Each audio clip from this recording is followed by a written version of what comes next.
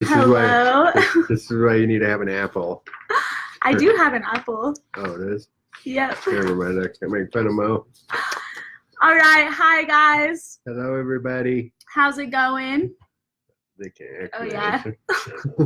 I sometimes forget. Like, it's so weird doing lives that people can't respond. I guess you can write comments. So, Yeah. yeah. Just respond when you hear it so Mo can feel better. Yeah.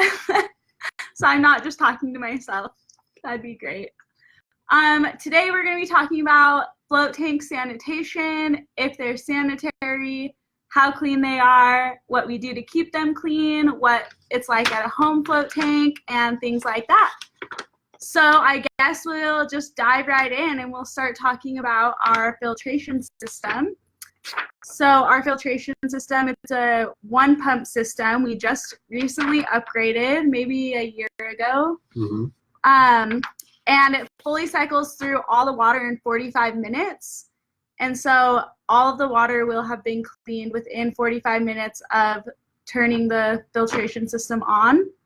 And we usually recommend to turn the filtration system off when you're floating and then just kick it back on once you're done floating. And yeah, it'll keep the water clean, keep it moving. There are more high-powered filtration systems that centers used, and they can cycle through all the water within 15 minutes, even faster. And so if you want to upgrade to a faster filtration system, you can do that.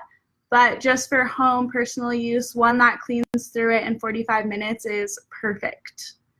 So. Yep.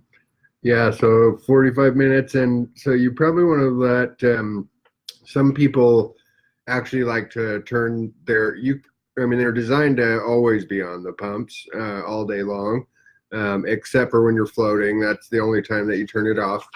But they're designed to run all day. Some people decide to actually turn it off so it's not running all day.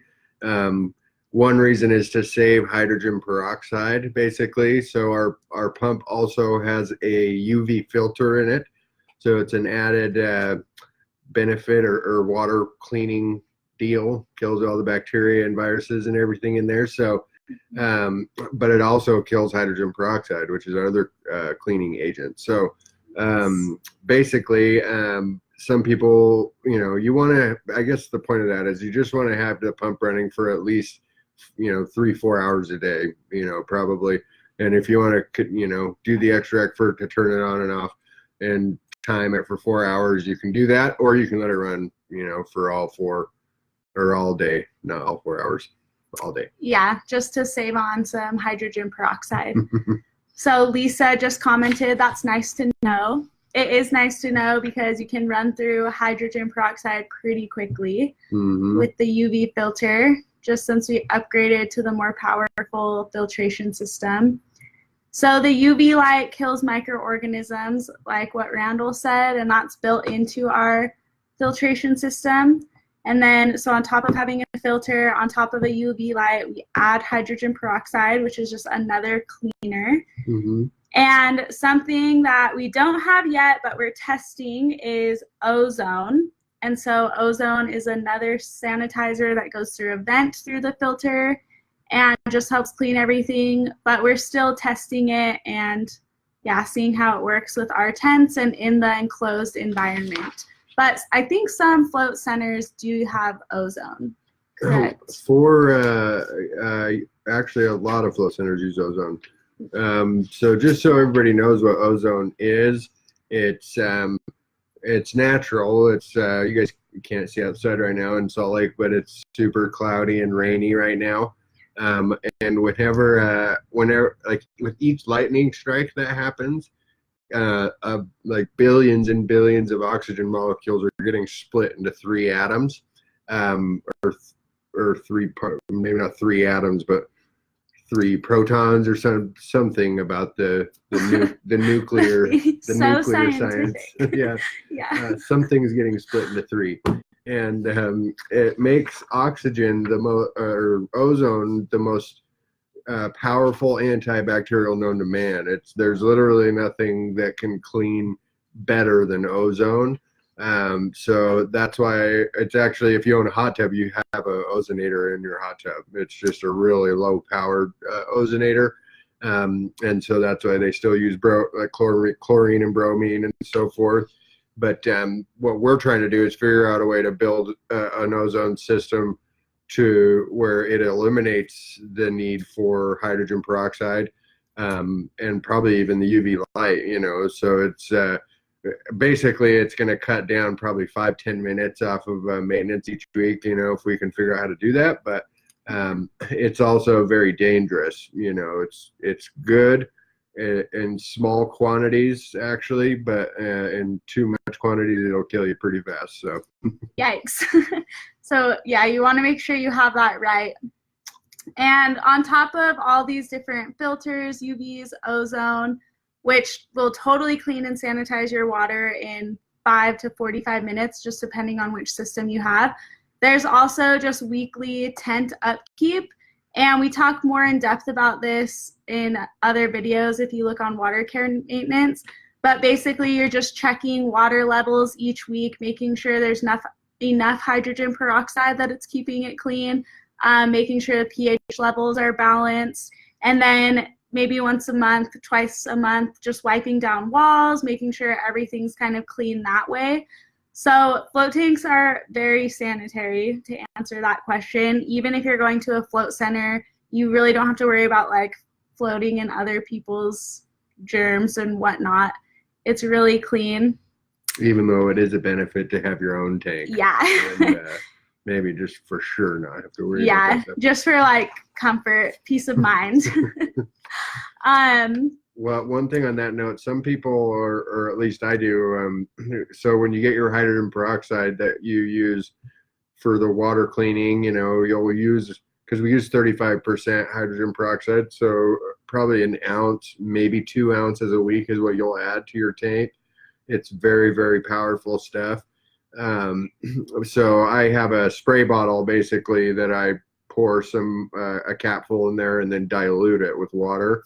To make it more like what you would buy from the store, like 3% hydrogen peroxide. And that's what I use to, like, when I get in to do a float session, that's when I'll do my tent or tank maintenance. I'll take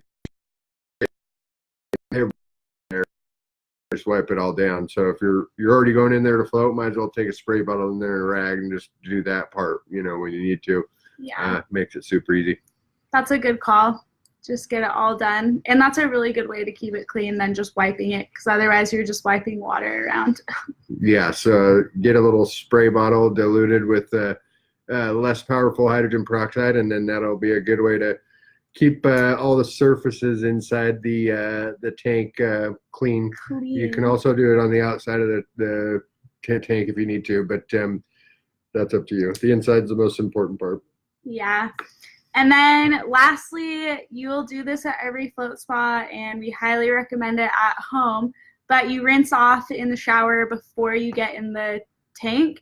So you're just getting all oils, lotions, everything off, getting like extra hair off, dead skin cells, things like that just off of you. So you're more or less pretty clean when you're entering. You're not bringing in a ton of dirt with you. And so that's just an extra step that makes maintaining water a lot easier. Keeps it a little more sanitary. We always have to yell at Mo to remind her to take a shower before she goes. Gross. We have a tank we all use here, and she always needs a reminder. I don't know if you can put that all on me. You don't know who's making it messy. Very true. But yeah, showers too. And it's just a water shower, nothing else. No soaps. I don't know if you said that, but I didn't say that. No, you're not using any soap. No shampoo. Anything. No just conditioner. Water. Yeah, it's just to rinse stuff off of you. Otherwise, if you put any soaps or lotion or shampoos, you're gonna bring that into the tank with you, which it's not ideal. Yeah. Don't do that, or you'll have a lot more cleaning to do. Yeah, it just leaves film on, like a little filmy look. It's not bad. It's just like soap film on the top of your surface of your water, which we have a scum bug that'll clean that off there. But you're just to make your water maintenance last longer. So in between maintenance times, you just want to take showers. It makes maintenance 1,000 times easier. Yeah. So awesome. I think that's pretty much all we have to say about cleanliness and sanitation of float tanks. If you guys have any questions, just ask them, just comment them, and we'll be watching this video forever. So even if we're not live, still comment and we will respond to you. Any last thoughts? Mo didn't mention one thing that she typed. She always makes our script, which she does a very good job. Yes. What happened? I don't know.